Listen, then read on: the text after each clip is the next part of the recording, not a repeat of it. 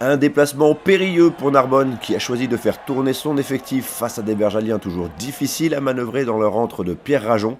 Avec 9 espoirs alignés sur la feuille de match, le RCNM ne semble pas avoir fait de cette rencontre une priorité.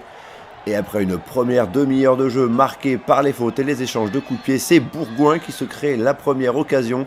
Succession de pick and go et c'est finalement le deuxième ligne Adamou qui ramasse et s'effondre en but avec plusieurs joueurs narbonnais. Madame Anizet s'approche, elle va consulter son juge d'en but pour finalement refuser ce premier essai à Bourgoin. Elle inflige néanmoins un carton jaune au troisième ligne Jono Jenkins, le flanqueur laisse les siens pendant 10 minutes. En supériorité numérique, Bourgoin choisit de jouer la mêlée. On retrouve le CSBJ à l'attaque dans les 22 mètres de Narbonne. La deuxième ligne donne du canon dans le petit côté. Adamou une première fois, Santoni une deuxième fois. Les libérations sont propres côté bergalien. On va aller fixer le centre du terrain pour resserrer la défense. Nouvelle libération propre pour Da Silva qui joue en redoublé et retrouve Adamou omniprésent dans l'axe. Libération une nouvelle fois rapide. Bouillot hérite du ballon.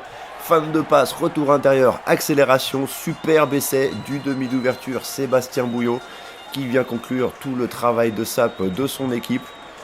Sébastien Bouillot va par ailleurs tenter et réussir lui-même la transformation. Ça fait 7-0 pour le CS Bourgoin-Jallieu au bout de 36 minutes de jeu.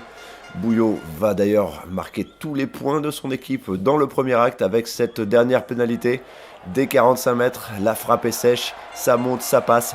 Ça fait 10-0 pour le CS Bourgoin-Jallieu au moment de rentrer récupéré au vestiaire. Une domination somme toute logique du CSBJ à domicile.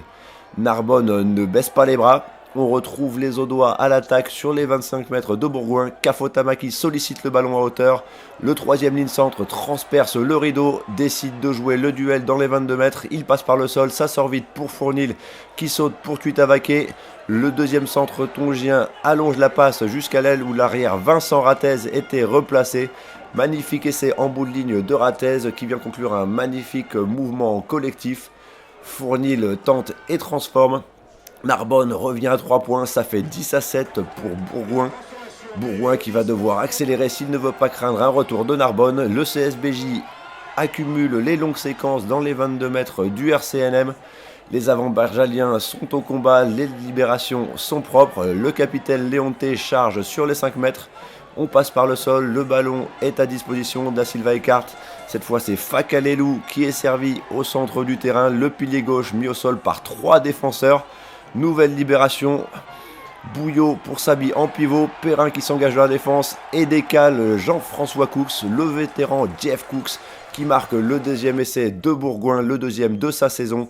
Ça fait 15-7 puis 18-7 pour Bourgoin après cette pénalité de Jordan Michalet.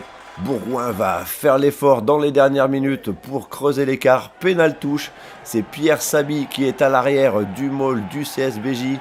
Le talonneur est au chaud.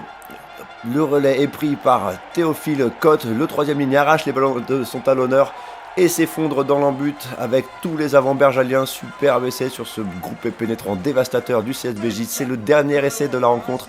Ça fait 23-7 pour Bourgoin, 23-7 score final. Bourgoin ne prend pas le bonus offensif, mais conserve sa 11e place au classement. Narbonne repart les mains vides de Bourgoin et conserve sa 8e place.